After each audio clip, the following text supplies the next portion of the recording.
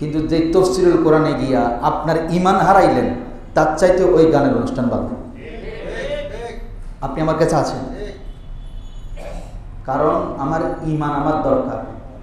আমি গুনাহ করেছি, আল্লাহর কাছে তওবা করব, বলে যদি করি, আমি জাস্ট বুঝার জন্য বলছি। আমি এটা বলছি না যে আপনি মাহফিলে যাবেন না।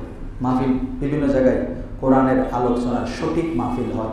আজকেও 10 ও 11 তারিখ, আজকে এবং আগামীকাল কি আলহামদুলিল্লাহ লালদিঘির ময়দানে যান, ইনশাআল্লাহ তফসিরুল কোরআন মাহফিল হচ্ছে। যান, তফসির কাকে বলে সঠিক রসুলের বিভিন্ন আকাইদের এবং যুগ যুগ ধরে 1300-1400 বছরের কিতাবের রেফারেন্স অনুসারে।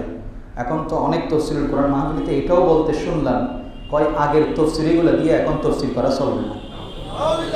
এরকম মুফাসসিরও বাংলাদেশে আছে। বলতেছে 1200 বছর আগের কিতাবের তফসির যদি এখন করি তাহলে বাংলাদেশের ইসলাম টিকায় রাখা যাবে না। চিন্তা করে দেখছেন? অথচ এগুলা বাদ দিলে, 1200 বছর আগের কিতাবের তফসির বাদ দিলে আপনি মন গড়া তফসির করলে ঈমানও থাকবে না। কারণ ওই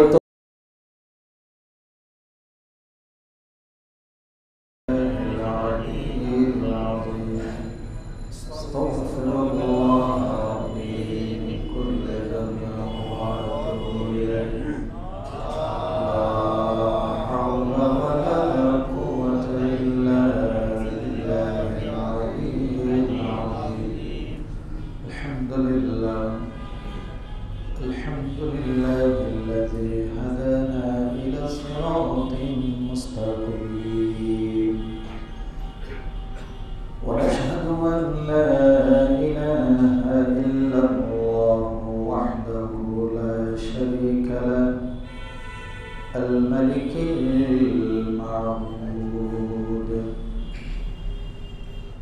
والصلاة والسلام على سيدنا ونبينا وشفيعنا ورؤوفنا ورحيمنا وكريمنا ومولانا محمدا المصطفى صلى الله عليه وسلم أرسله الله تعالى هاديا ومبشرا ونذيرا وسراجا منيرا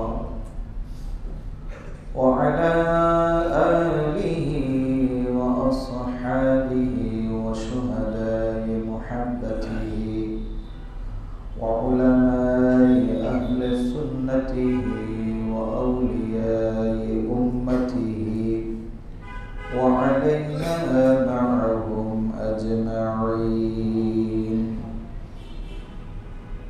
أما بعد، فقد قال الله تعالى في شان حبيبه تعظيما له وتوقيرا: إن الله وملائكته يصلون على النبي يا أيها الذين آمنوا صلوا عليه وسلموا تسليما. صلى الله على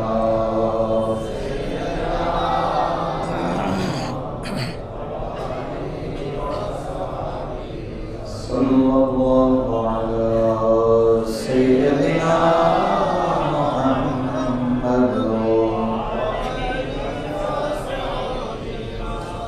اللهم صل على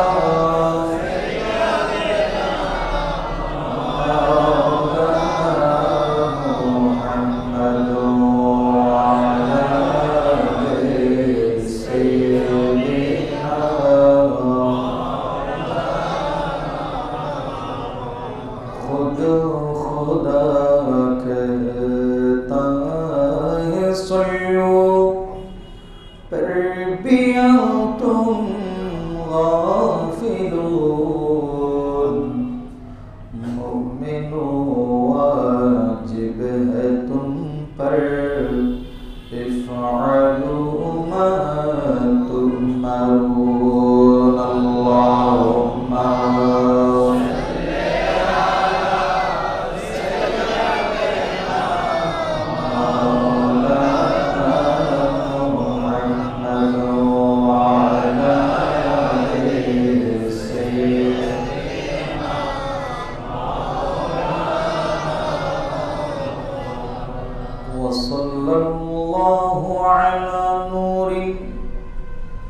जो शुद्ध नूर रहा पैदा ज़मी अज़ हुब्ब वो साकिन फलक दर इश्क वो शैदा अल्लाहुम्मा सल्ली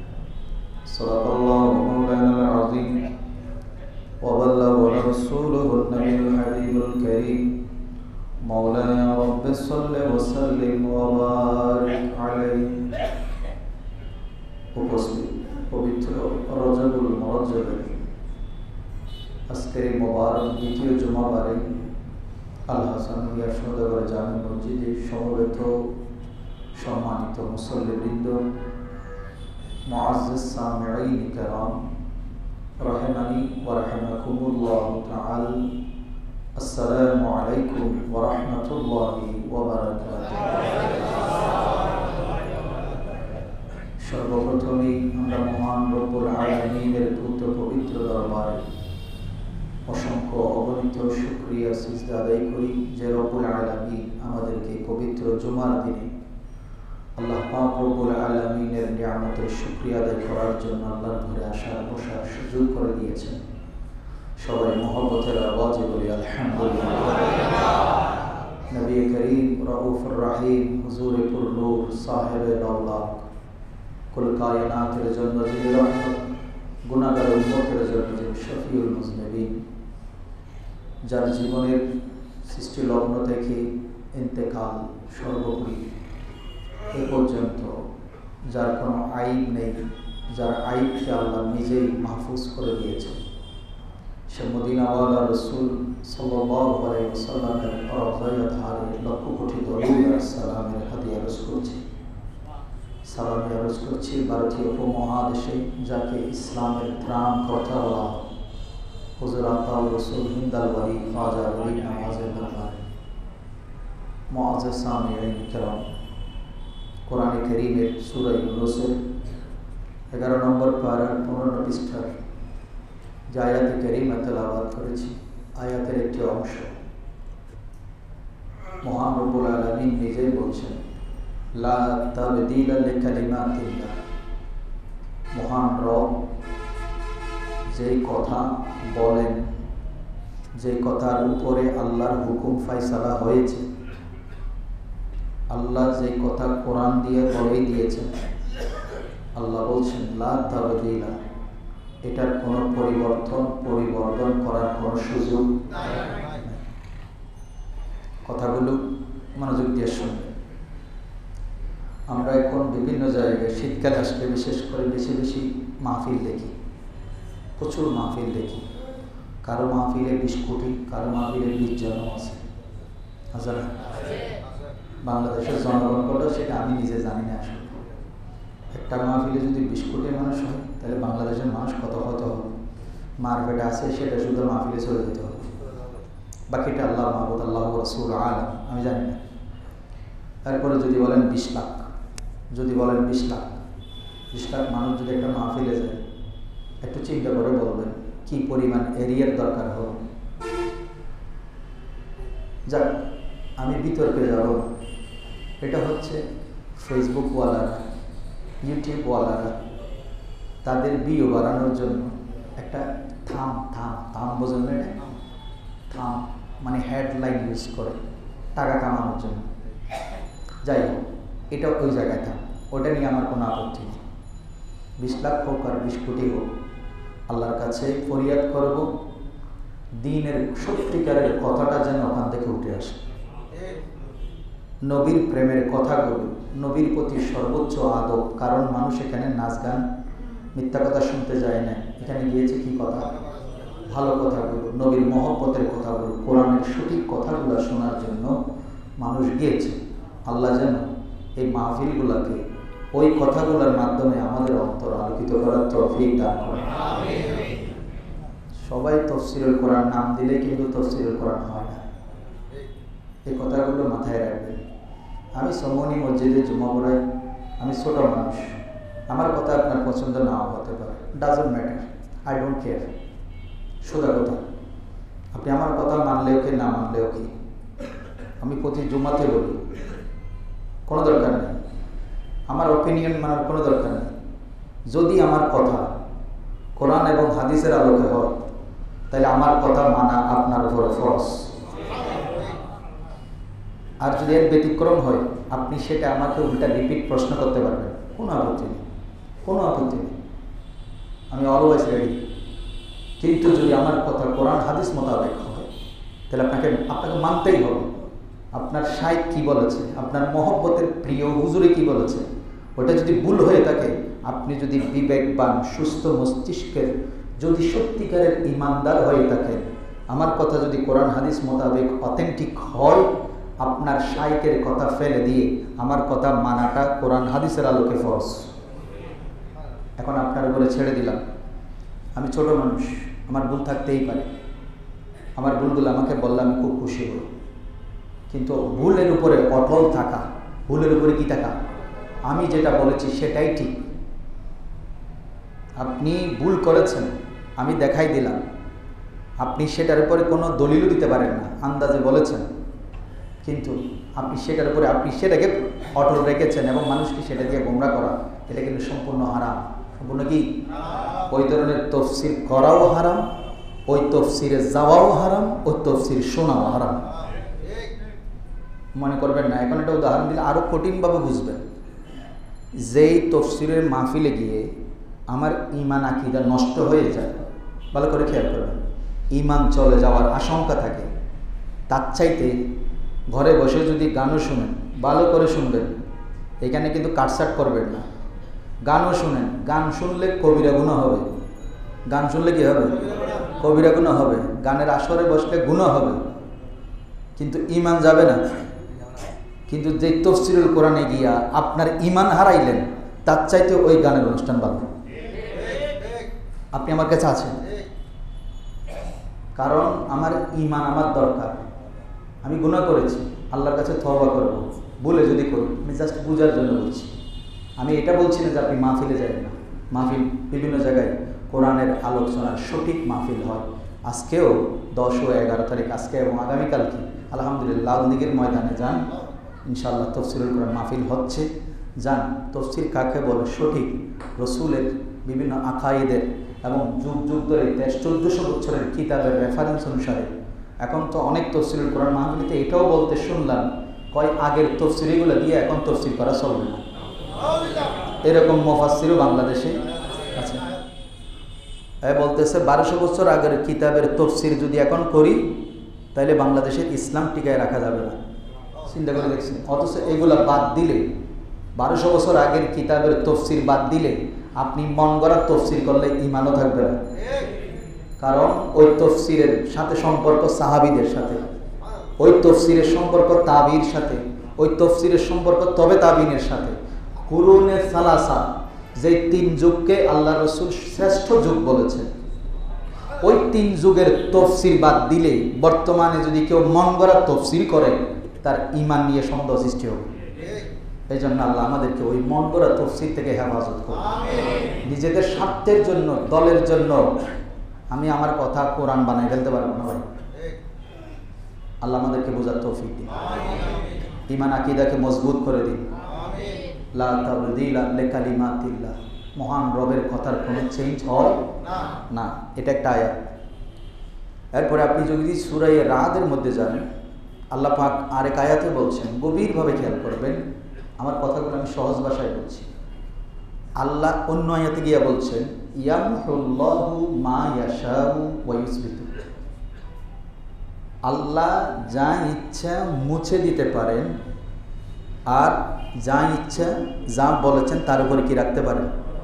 অটল থাকতে। আচ্ছা দেখেন তো, এদিকে বলছেন আল্লাহর কথার কোনো কি হবে না, পরিবর্তন। কিন্তু ওখানে কি বললেন? আল্লাহ যদি চান ইয়ামহুল্লাহ, মুছে দিতে পারেন তিনি, মা ইয়াশা, যা ইচ্ছা তিনি যা চান, আমি চাইলে হবে না, তিনি যা চান।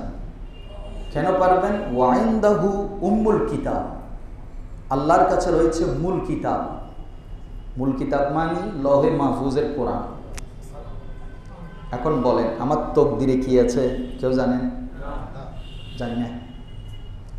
এখন যিনি জানেন, যিনি দেখেন, তার কাছে ফরিয়াদ করতে হবে না? আচ্ছা, এই যে কোরআনের এই যে আপনার মনে হচ্ছে যেন এটা সাংঘর্ষিক কথা। আল্লাহ এক জায়গায় বলেছেন আমার কথার কোনো পরিবর্তন হয় না, আবার বলছেন আল্লাহ যা চান তা কি করতে পারেন? মুছে দিতে পারেন অথবা স্থায়ী রাখতে পারেন। এই আয়াত থেকে মুফাসসিরিন ইকরাম তকদিরকে দুই ভাগে ভাগ করেছে। একটা হচ্ছে তকদিরে মুবাররম, আরেকটা হচ্ছে তকদিরে মুআল্লাক। মুবাররম মানে ইউজবিট, যেটা খণ্ডনযোগ্য নয়, এটা আল্লাহ পাক শিলমোহর মেরে দিয়েছেন। আরেকটা তকদিরের একটা বিষয় আছে মুআল্লাক, ঝুলিয়ে রেখেছেন। আল্লাহ পাক বান্দাকে পরীক্ষায় ফেলবেন দুনিয়াতে। আপনাকে এমন একটা বিপদ দিয়েছে, কিন্তু বিপদে আপনি কি হন নাই? আল্লাহর প্রতি অনাস্থা হয় নাই, অটল ছিলেন, আরো বেশি ধৈর্য ধরেছেন। আল্লাহ বলে যে আমি তাকে পরীক্ষায় রেখেছিলাম, এটার জন্য তার তকদিরটাকে আমি মুআল্লাক করে রেখেছিলাম ওই বিষয়ের উপরে। তার এই ধৈর্যের কারণে আমি তার তকদির পাল্টিয়ে দিয়েছি। এবার আসেন সহিহ বুখারীতে যাই। আমার কথা আপনি রাখেন না রাখেন এটা আপনার বিষয়। বুখারী শরীফের মধ্যে যায় তকদির কখন পরিবর্তন হয়। রাসূল বললেন, আমার নবী সহিহ বুখারীর মধ্যে বলছেন তকদির মানুষের দোয়ার মাধ্যমে পরিবর্তন হয়। কিসের মাধ্যমে? দোয়া। তার মানে বুঝতে পারতেছেন? এই জন্য আল্লাহ রসুল বলেছেন রাসুল ইবাদতে আদ-দুআউ, মুখুল ইবাদতে আদ-দুআউ। ইবাদতের মগজ হচ্ছে দোয়া। ইবাদতের মগজ দোয়া। এখন তো আমরা দোয়া করতে গেলে বেদাত পাই। কি ভাই? বেদাত পাই। আমরা এখন নামাজের পরে মুনাজাত করলেও কি ভাই? জানাজার নামাজের পরে দোয়া করলেও কি ভাই? বেদাত পাই। আবার সৌদি আরবের নাই যে এরকম দলিল দেয়। অথচ আমি আপনাদের কাছে আমার সাথে যারা এড আছেন একটা ভিডিও শেয়ার করেছি, এটা অনেক সময় আগে শেয়ার হয়েছে। জান্নাতুল বকির মধ্যে পৃথিবীর সবচেয়ে দামি কবরস্থান, এই জান্নাতুল বকির মধ্যে প্রত্যেকটা লাশ দাফনের পরে শাইখরা যারা দাফন করে এরা সবাই মিলে কবরের পাশে গোল হয়ে দোয়া করে। সুবহানাল্লাহ বলে। কিন্তু আমাদের দেশে করলে বেদাত। আবার এদিকে দলিল লেখা সৌদি আরবে নাই, যে রাস্তা পৌঁছায় ইতে দলিল দেয় নাই। এই তো জানাজায়ও যায়নি, কবরস্থানেও যায়নি, এই দলিল দিয়ে ফেলছে কি? বেদাত। আমি বললাম আমার নবীর নাম মোবারকে চুমু দিলে আপনি ফতোয়া দিলেন বেদাত।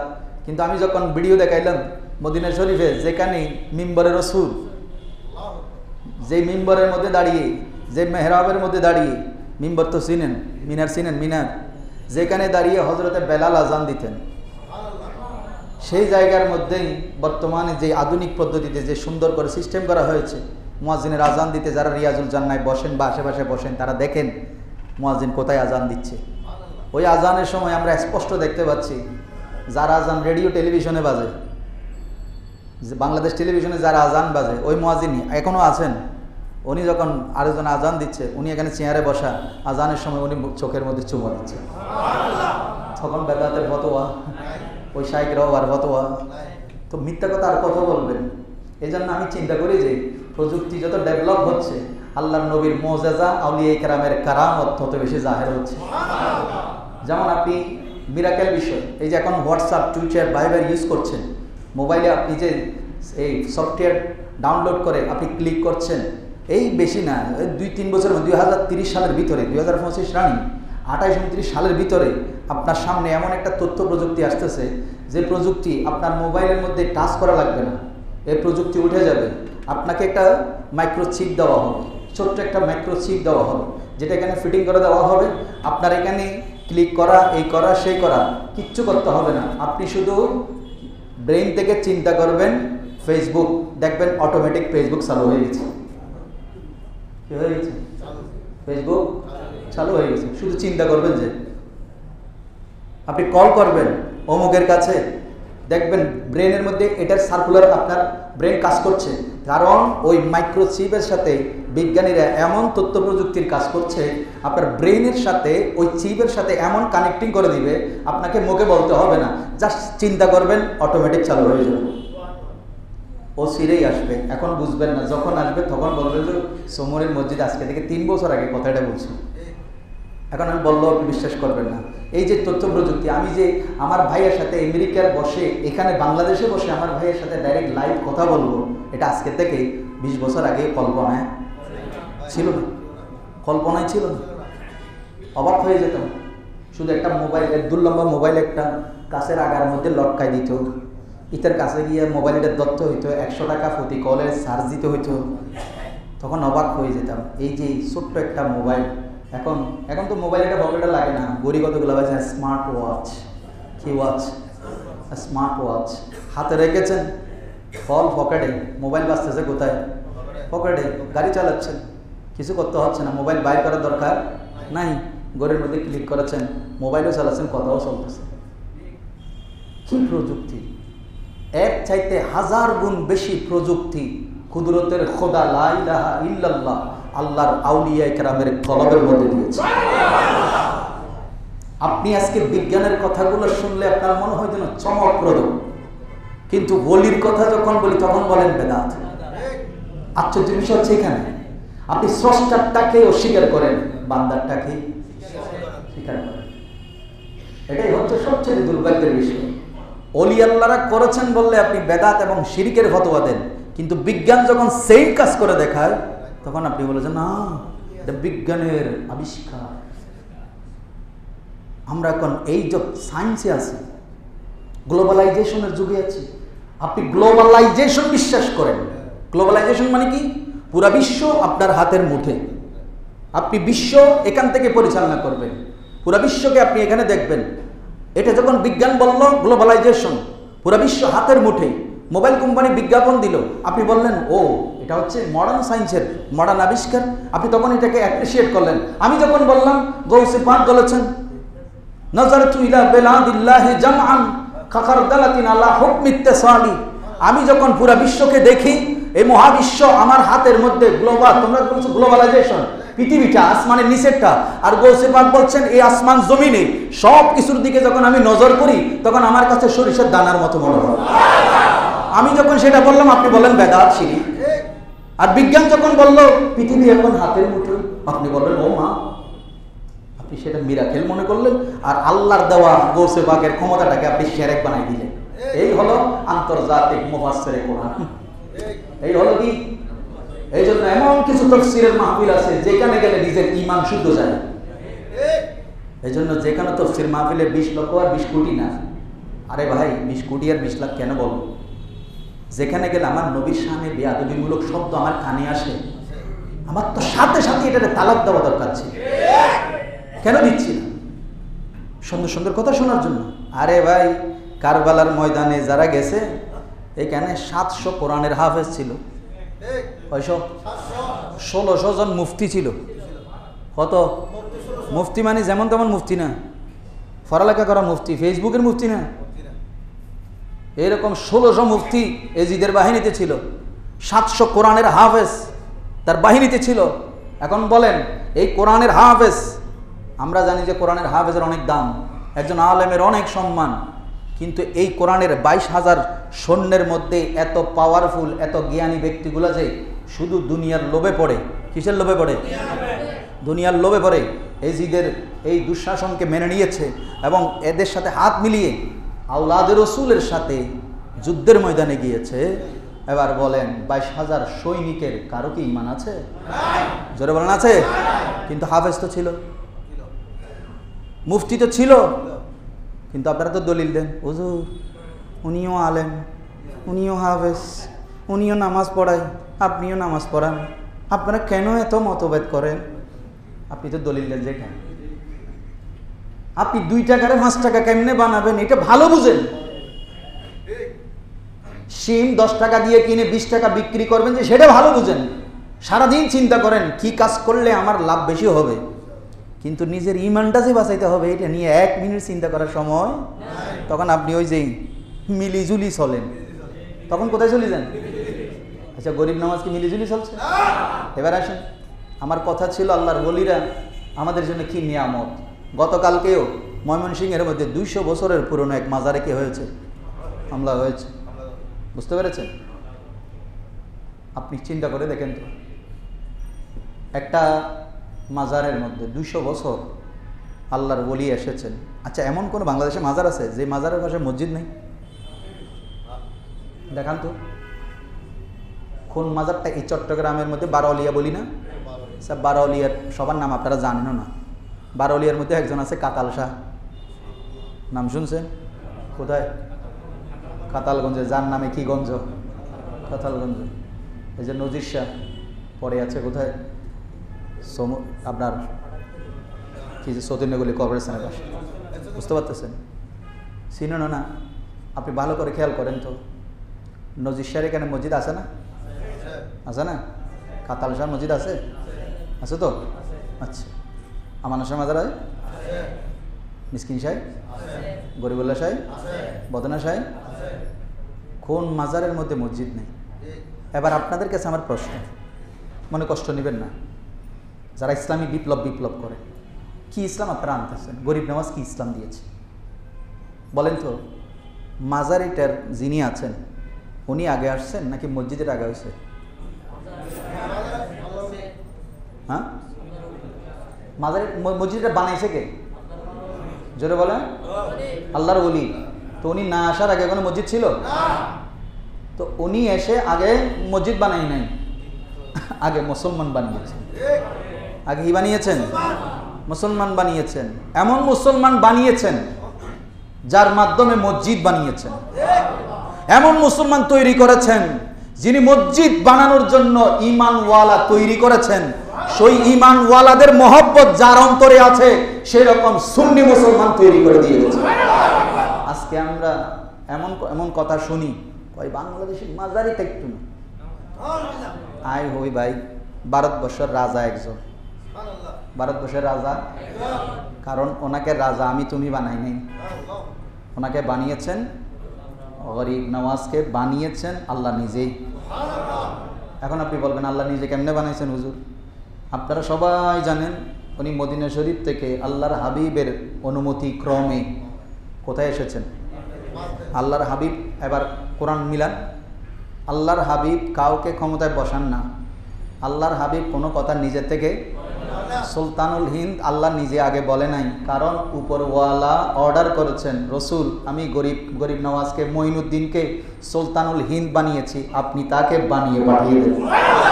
কারণ আমার নবী ওয়ামা ইয়ানতিকু আনিল হাওয়া, আমার নবী নিজের মুখে মন গড়া কোনো কথা বলে না। আরেকটা মাথায় রাখবেন, আল্লাহর ওলিরা ওলি আগে দুনিয়াতে হয় না, আল্লাহর কাছে যখন পছন্দ হয়, সহিহ বুখারী শরীফ 26 নম্বর পারা খুলে দেখেন, আল্লাহর কাছে যখন পছন্দনীয় হয়ে যায় তখন আল্লাহ জিবরিল আমিনকে ডাকেন, ও জিবরিল, ওই দুনিয়ার ওই বান্দাকে, গরিব নওয়াজকে, গৌসে পাককে, নজির ভান্ডারীকে, আমিরুল আউলিয়াকে, শেরে বাংলাকে আমার পছন্দ হয়েছে, তুমি একটা কাজ করো, আসমানের মধ্যে সবাইকে বলো আমি যাকে ভালোবাসি তারাও যেন তাকে ভালোবাসে।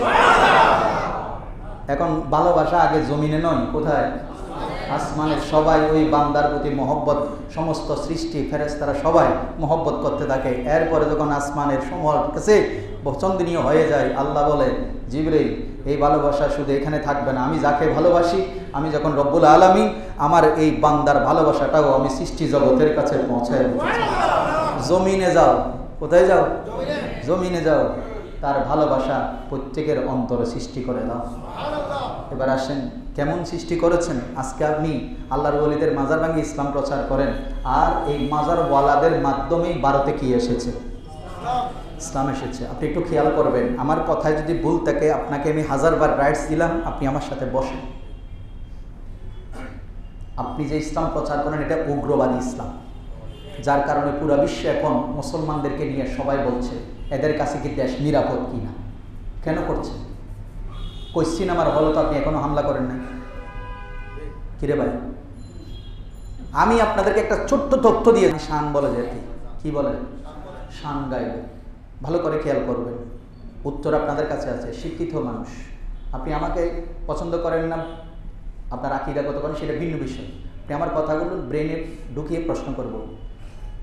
শান গেয়েছে, ও অলির শানে শান গেয়েছে, গান গেয়েছে, এখন তারে কি আমি কাফের বলবো? জোরে বলেন। সিজদা দেওয়া হারাম। সিজদা দেওয়া কি? আবার বলেন, সিজদা দেওয়া কি? হারাম। হারাম কাজ করলে কি কাফের হবে? তাহলে একটু খেয়াল করেন তো, হারাম কাজ যদি করলেই কাফের হয়, আমাদের দেশে ব্যাংক আছে না? কথা বলেন না, আছে না? আচ্ছা, ব্যাংকে কি সুদের লেনদেন হয়? এখন সুদের সাথে জড়িত নই, ব্যাংকের সাথে জড়িত নই, এরকম কোন কোন ব্যক্তি আছেন একটু হাত তুলেন। তোলেন। ও হ্যাঁ, তুমি করলে বেদাত, আমি করলে দাঁত।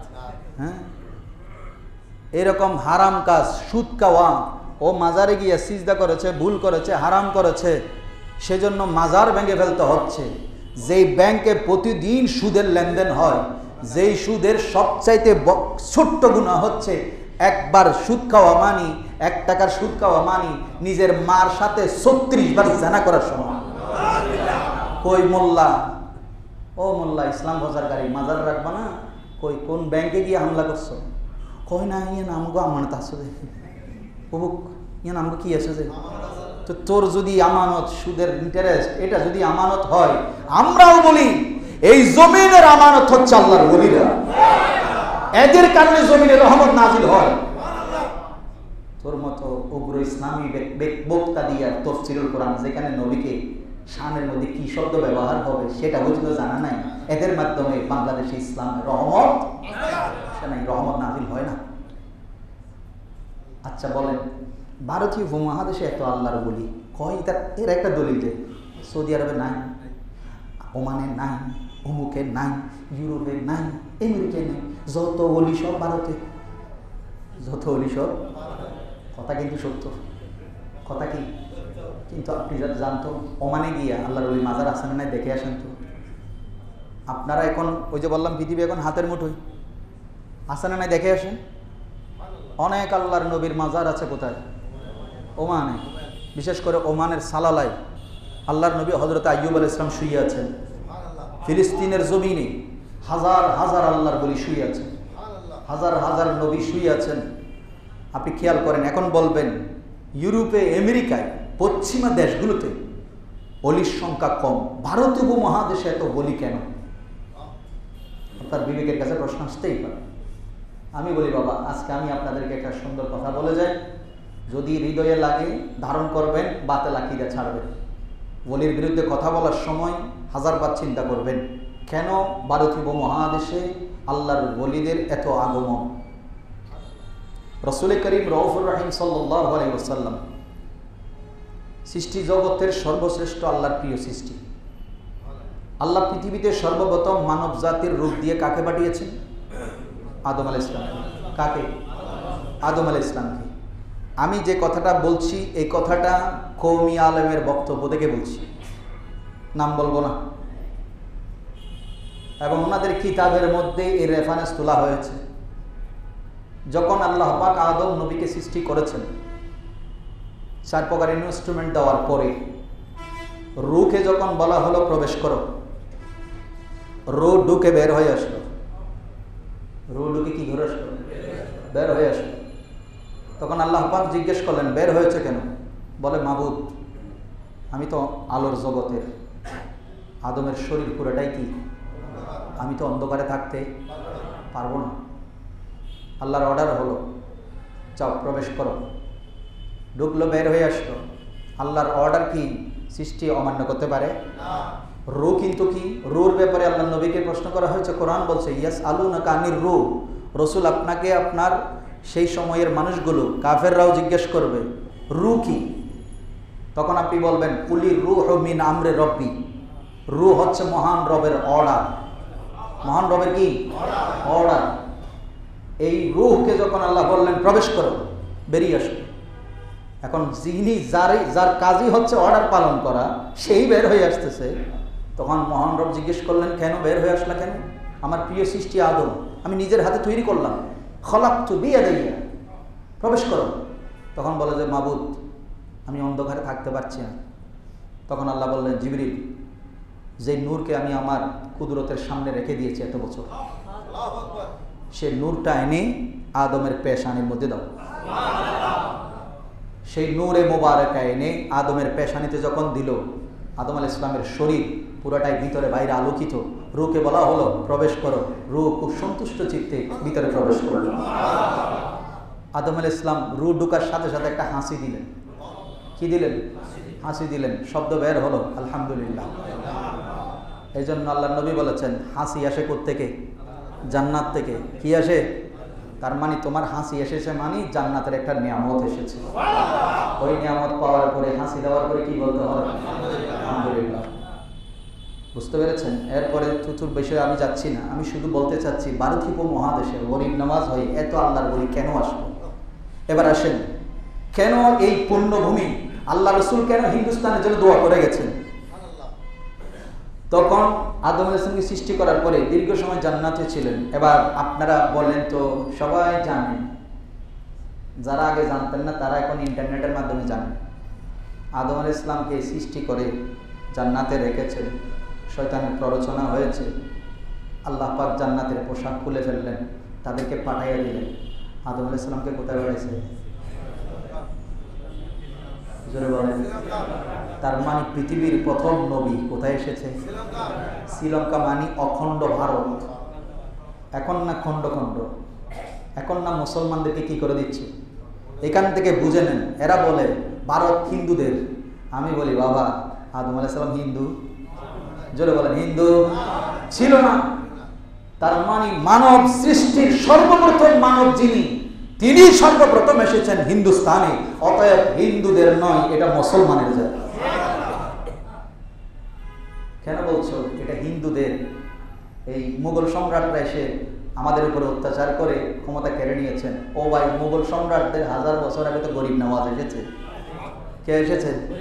কারণ এই গরিব নওয়াজেই, মাথায় রাখবেন, আজকে এনআরসি করে আপনি 7 সিস্টার যাকে বলা হচ্ছে, এই যে আমাদের আশেপাশে যেগুলো আছে, বিহার, ত্রিপুরা, তারপর আপনার মণিপুরা, এই যে রাষ্ট্রগুলো 7 সিস্টার আছে, কলকাতা সহ, এই 7 সিস্টার আপনি খেয়াল করে দেখেন, এগুলো ছিল মুসলমানদের। কারণ আপনারা নবাব সিরাজউদ্দৌলার ভাষণ সবাই শুনেছেন।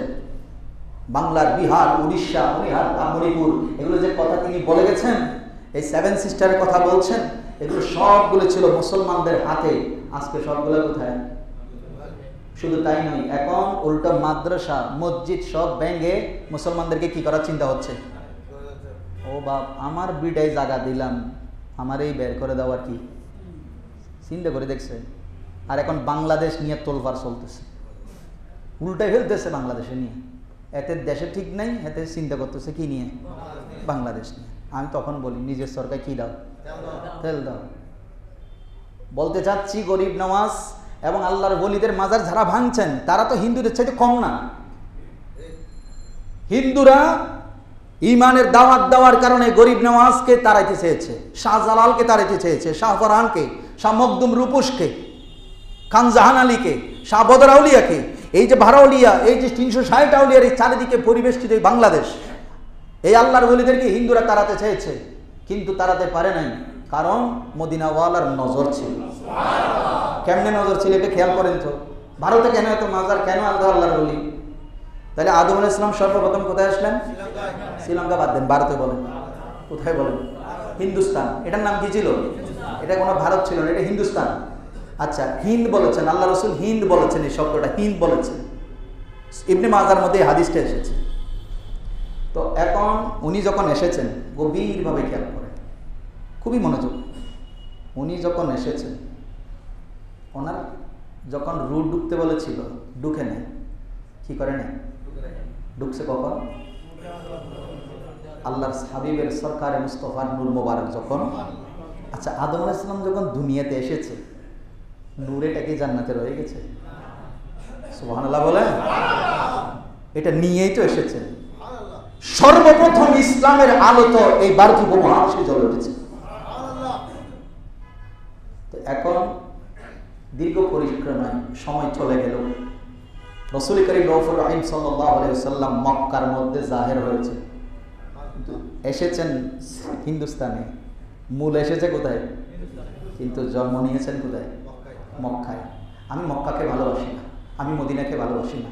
আমি ভালোবাসি কারণ যেই নবীর কারণে মদিনা মদিনা হয়েছে, আমি সেই নবীর কারণে মদিনাকেই ভালোবাসি। আমি মক্কাকে ভালোবাসি কারণ এখানে আল্লাহর ঘর আছে, আমার নবী সেটাকে পবিত্র করে দিয়েছেন, আমাদের জন্য ক্যাবলা বানিয়ে দিয়েছেন। আমি মক্কার কারণে, হ্যারমের কারণে আমি সৌদি আরবকে ভালোবাসি। যে আর নাহলে সৌদি আরবের আরো অনেক রাজ্য আছে না, আছে না? রিয়াদ আছে না, দাম্মাম আছে না, আছে তো নাকি? আমার সাথে ওইগুলোর কোনো কানেকশন? জোরে বলেন, কোনো কানেকশন? আমার কি হচ্ছে সেটার দরকার, কিন্তু আমি মক্কা এবং মদিনায় যদি কিছু হয় তখন আমার ইমানে আঘাত লাগে, তখন আমার হৃদয়ে আঘাত লাগে। ভালো করে খেয়াল করেন, রসুল আসলেন, রসুল নবুয়তের দায়িত্ব শুরু করলেন। তখনকার সময়ে বিহারের মধ্যে, এই ভারতীয় উপমহাদেশের বিহারে, যাদেরকে আমরা বিহারি বলি, এই বিহারের মধ্যে একজন রাজা ছিলেন, যার নাম ছিল রাজা ভোজ। রাজা কি? অনেকে ভোজনাথ বলেছেন। এই রাজা ভোজ একদিন হঠাৎ করে আকাশের দিকে রাত্রে চেয়ে আছেন, প্রসিদ্ধ রাজা। হঠাৎ দেখলেন আকাশের চাঁদটা কি হয়ে গেছে, দ্বিখণ্ডিত হয়ে গেছে। তখন রাজা বোস জ্ঞানী মানুষ ছিলেন, কিতাব খুললেন, কিতাব খুলে দেখলেন এই ঘটনা ঘটবে কখন? যখন আখিরি জমানার নবী আসবেন। তখন তিনি কিতাব খুলে দেখলেন এই ঘটনার সাথে উনি বুঝে গেলেন যে নিশ্চয়ই আখিরি জমানার নবী নবুয়তের মিশন চালু করেছে। উনি ওনার একজন কর্মচারী তাকে ডাক দিয়ে বললেন, রতন দাস, কি দাস? দাসকে ডাকে বললেন, তুমি একটু আরবে যাও। কোথায় যাও? আরবে যাও। আমার কথা যদি, আমার কিতাব যদি ভুল না হয় এবং আমার ধারণা, আমার পড়ালেখা যদি অশুদ্ধ না হয়, আখেরি জমানার নবী এসেছে, তাকে একটু পরীক্ষা করে আসো। কি করে আসো? পরীক্ষা করে আসো। তখন রতন দাস বললেন, রাজা মহারাজ, আমি তো রাজনৈতিকভাবে বেশি প্রজ্ঞাবান, আমার রাজনৈতিক কোনো বিষয় বলেন, এখন নবী কেমন আমি পরীক্ষা করবো? জীবনে কোনোদিন আমি কাজ করি না। বলে, তোমার কাজ হলো যাওয়া, দেখবা সেখানে কি কি ঘটে, উনি কি কি করে শুধু দেখবা, দেখে এসে আমাকে খবর দিবা। তখন রতন দাস রওনা হয়েছেন। দীর্ঘ সময় পরে গিয়ে তিনি মক্কায় পৌঁছেছেন। শুনলেন তখন রসুল মদিনায় হিজরত করেছে। তিনি আর দেরি করে নাই, সোজা মদিনায় চলে গেলেন। মদিনায় গিয়ে তিনি রসুলের সামনে যান না, রসুলের সামনে তিনি পরীক্ষা করতেছেন আড়ালে আড়ালে থেকে, দূরে দূরে দাঁড়িয়ে। উনি কি করেন, কিভাবে হাসেন, কিভাবে কথা বলেন, সেগুলো সব দূর থেকে দেখতেছেন। 3-4 দিন যাওয়ার পরে তিনি একটা খেজুর গাছের আড়ালে, আল্লাহ রসুল মদিনা শরীফের মধ্যে যেখানে এখন রসুল আছেন ওই জায়গার মধ্যে বসে, যেটা আবু আইয়ুব আনসারীর ঘর, এখানে বসে সাহাবীদের সাথে মুস্কি হেসে সুন্দর সুন্দর কথাগুলো বলছেন। আর এই রতনদার গাছের আড়ালে থাকিয়ে আর অত্যন্ত অপলক নয়নে চেয়ে আছেন। তখন ওই রাজা ভোজ তার কিতাবের মধ্যে নবীজির এই ঘটনা লিখতে গিয়া রতন দাসের কথাগুলো তিনি সুন্দর বলেছেন। রতন দাস যখন ফিরে এসে খবর দিয়েছে, ওগো রাজা কার কাছে পাঠিয়েছেন, কাকে পরীক্ষা করব, যার হাসি দেখলেই শুধু থাকিয়ে থাকতে ইচ্ছা করে, যার যখন হাসি আসে মনে হয় যেন ঝিলিক বাতি বের হচ্ছে, দাঁতের ছানায়া দিয়া, দাঁতের ফাঁক মোবারক দিয়ে কি বের হচ্ছে, আলো বিচ্ছুরিত হচ্ছে। চেহারার কথা কি বলবো, ভাষা নেই। লমতারা কত আইনি ও আজমালো মিনকা লমতালিদিন নেসা। পৃথিবীর জমিনের মধ্যে এত সুন্দর চেহারার পৃথিবী আল্লাহ মনে হয় কাউকে সৃষ্টি করেন। তখন রাজা ভোজ বললেন, তুমি কি সত্যি শুনেছো, সত্যি দেখেছো? ও যেটা বলছিলাম, আড়াল থেকে তাকিয়ে দেখতে দেখতে, ওই অনেক সময় দেখার জন্য এগুলো ফাঁক করে, এগুলো দেখতে হয় না, গাছের আড়াল থেকে এগুলো দেখতে হয় না। তো আল্লাহ নবী মুস্কি হাসে কথা বলতে বলতে এক সময় চোখটা উপরে তুলেছেন, তুলে ওই যে খেজুর গাছের আড়ালে দূরে দাঁড়িয়ে থেকে রতন দাসকে ডাক দিলেন, রতন দাস আর কত আড়ালে থাকবে, একটু সামনে আসো। কারণ রাজা ভোজ বলেছিল, আমি তোমাকে পাঠাচ্ছি, নবীরা এমন, আমি যা বলবো, আমি যা পরীক্ষা করার জন্য পাঠাচ্ছি, এটা নবী ছাড়া আর কেউ জানে না। ওনাদের কাছে আল্লাহ এই জ্ঞান দিয়েছেন। এখন রাজা ভোজ নবী আসার আগেই জেনেছে, মেনেছে, কিন্তু আমরা এখন হুজুর হইও মানতে পারি না নবী জানে। দুঃখ এখানেই, তফসির এখানেই সমস্যা। তখন রতন দাস ভয়ে ভয়ে নবীর কাছে আসলো, বাবা আমার নামও জানলো, অথচ আমি কোনোদিন দেখাই করিনি। অথচ আল্লাহ বলছেন ওয়া আল্লামা আদম আল আসমা কুল্লাহা, আমি আদমকে সমস্ত সৃষ্টির নাম কি করে দিয়েছি। ও ভাই, যখন শিক্ষা দিয়েছিল তখন আমার নবী ছিল, তখন আমার নবী ছিল। তখন এসে যখন কথা বলেছেন, আমার নবীর মুস্কি হাসি দেখে রতন দাস পাগল হয়ে গেছে। বলে ইয়া রাসূলুল্লাহ, আমাকে অনেক আমার রাজা অনেক কিছু দিয়ে পরীক্ষা করতে বলেছে, আর পরীক্ষা করার দরকার নেই। এই 2-3 দিন আড়াল থেকে যা দেখেছি তাতে বুঝে গিয়েছি আপনি হচ্ছেন আখিরি জামানার নবী। এই সুসংবাদ নিয়ে সাহাবী হয়ে রতন দাস গিয়েছিল হিন্দু হয়ে, সাহাবী হয়ে ইন্ডিয়াতে ফিরে এসেছেন। সুবহানাল্লাহ বলেন, এটাই হচ্ছে ইসলাম। এবার আসেন গরিব নামাজের কাছে এরকম হিন্দু এসেছে, মোনাজারা করবে। কি করবে? মোনাজারা করবে। কেমন মুসলমানের জ্ঞানী, মানে এক পাদ্রী দেখি আমি মোনাজারা করতে আসছে, প্রশ্ন করতেছে তৌহিদ নিয়ে। গরিব নামাজ মুস্কি হাসি দিয়েছেন, উত্তর দেয় না। প্রশ্ন করতেছে বিভিন্ন বিষয় নিয়ে, মুস্কি হাসি দেয়। তখন বলতেছে ও ভাই মুসলমানের আলেম ফকির, তুমি এখানে কেনই বা আসলা আজমিরের মধ্যে, কেনই বা আমাদের ধর্মের মধ্যে ভুল আছে বলে এক আল্লাহর ইবাদত করতে বলতেছো? তোমাকে আমি যা প্রশ্ন করতেছি তুমি তো একটা প্রশ্নেরও কি দিতে পারতেছো না। গরিব নামাজ এটা শুনে আবার হাসলে। বলেন তুমি তো মনে হয় পাগল, নিজেও উত্তর দাও না, উল্টা আমি প্রশ্ন করলে কি করো? হাসো। তো তুমি কেন কেন শুধু শুধু আমি জ্ঞানী ব্যক্তির সময়টা কেন নষ্ট করলা, তোমার সময়টাও কেন নষ্ট করলা? গরিব নামাজ এটা শুনে আবার হাসলো। রাগে ক্ষোভে চলে যাচ্ছে। যাওয়ার সময় পিছনে ফিরে আরেকবার থাকিয়ে বলছে, আচ্ছা এই মুসলমানের ফকির, তুমি তো আমার কোনো প্রশ্নের উত্তর দাও নাই। আল্লাহকে গালি দিয়েছি, তোমাদের রবকে গালি দিয়েছি, সেখানেও কোনো উত্তর করো নাই। তুমি কোনো রাগও হও নাই, আমি গালি দিয়েছি রাগ করার জন্য, রাগও করো নাই, তারপরেও মুস্কি হাসতেছ। আমি শুধু জানতে চাই তুমি আমার প্রশ্নের উত্তর দিচ্ছ না, কিন্তু হাসতেছ কেন? উত্তর দিচ্ছ না আর কি, হাসতেছ কেন তুমি? তখন বলে যে আমার রসুল বলেছে হাসি মুখ উত্তর দিতে। বলে যে আমি বুঝলাম না, তোমাদের নবী বলেছে। তো বলে যে কি? বলে আসো এদিকে এখন বসো। এখন গরিব নামাজ যখন কথা বলছে, হিন্দুরা সবাই গোল করে আবার পিছনে ফিরে, ওর সাথে যারা দলবল নিয়ে আসছিল সবাই বসছে। তখন বলে যে তুমি তো আমার সাথে যখন কথা বলতেছো, তুমি প্রশ্ন করতেছো, সবাই তোমার প্রশ্ন দেখতেছে, সবাই তোমার প্রশ্ন দেখতেছে, আর আমি যার মিশন নিয়ে এখানে এসেছি উনি আমাকে এমন কিছু নিয়ামত দিয়েছেন, সবাই তোমার প্রশ্ন দেখতেছে আর আমার হাসি দেখতেছে। আর আমি কেন হাসতেছি সেটা আমি জানি, আমার রব জানে। আমি হাসতেছি তোমার প্রশ্ন এটা মুখ থেকে, কিন্তু তোমার আমি নজর করেছি তোমার কলবের দিকে। তুমি প্রশ্ন করতেছো ঠিক, কিন্তু আমি মঈনুদ্দিন তোমার কলবের মধ্যে ঈমানের আলো দেখতে পাচ্ছি। কারণ এই জন্য আল্লাহ বলেছেন আমি কোনো সূরতের দিকে তাকাই না, আমি কোনো আমলের দিকে তাকাই না, আমি বান্দার কলবের দিকে তাকাই। এই কলব পরিষ্কার করার জন্য খাজা মঈনুদ্দিনকে পাঠিয়েছেন। যাদের অন্তরে মূর্তি দিয়ে ভরা ছিল, মূর্তির মহব্বতে ভরা ছিল, এগুলোকে পরিষ্কার করে লা ইলাহা ইল্লাল্লাহর মহব্বত ঢুকিয়েছেন গরিব নামাজ। আর আজকে আপনি লা ইলাহার কালমা ভরে গরিব নামাজের মাজার ভাঙ্গার, আল্লাহর ওলিদের মাজার ভাঙ্গার জন্য মিশনে নেমেছেন। তবে মাথায় রাখে রাজা একজনই, রাজা পুরা ভারতের রাজা কয়জন? একজন, তিনি হচ্ছেন সুলতানুল হিন্দ গরিব নামাজ। আমরা সুন্নিরা অহংকার করে বলতে পারি, ফখর করে বলতে পারি, আমল কম থাকতে পারে, কিন্তু আমরা গরিব নামাজের আকীদার উপরে আছি। আল্লাহ আমাদেরকে মহব্বতের উপর অটল থাকার তৌফিক দান করুন। আলোচনা করতে গেলে এই জায়গায় যখন বসেছে, এই কথা শুনে তার শরীরের মধ্যেই ঘাম বের হতে লাগলো। সবাই অবাক, গরিব নামাজ এতক্ষণ প্রশ্ন করছে, একটা উত্তর দেয় নাই। এই কথা বলার সাথে সাথে সে বললেন, হুজুর আপনি ঠিকই বলেছেন, এই সময় নয়, আমি যখন আপনার কথাগুলো শুনেছি, আপনার কথায় ওর বসে গেছে যে আর উঠে নাই, আমি তখন থেকে বুঝে নিয়েছি ইনি কেন সাধারণ ব্যক্তি নয়, এটা জাদুঘর নয়, কিন্তু আমাকে জোর করে রাজার পক্ষ থেকে আনা হয়েছে। আমি প্রশ্ন রেডি করে এনেছি, কিন্তু আমার কলব তখন থেকে আপনার দিকে রুজু হয়েছে। আমাকে একটু কালেমা পড়াইয়া দেন, আপনার গোলাম বানিয়ে নেন। এই জন্য বলছি, মহান রব এই আল্লাহর ওলিদের জবানের মাধ্যমে বান্দার তকদীর পরিবর্তন করেন। ওমা তৌফিক ইল্লা বিল্লাহ। আপনাদেরকে অনেকগুলো দাওয়াত দেওয়া হচ্ছে, সময় সুযোগ হলে যাবেন। আজকে 10 তারিখ মৌলভীপাড়াতে সুন্নি সম্মেলন আছে, পারলে শরীক হবেন অবশ্যই।